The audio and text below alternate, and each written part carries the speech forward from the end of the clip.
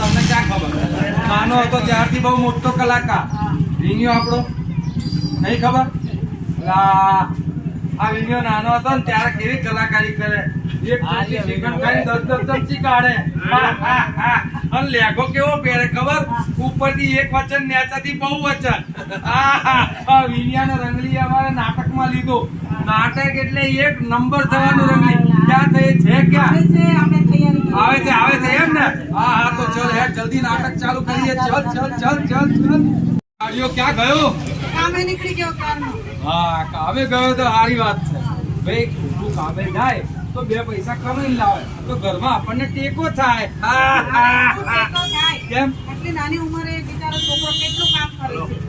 લે તારો છોકરો એકલો કામ કરતો હોય?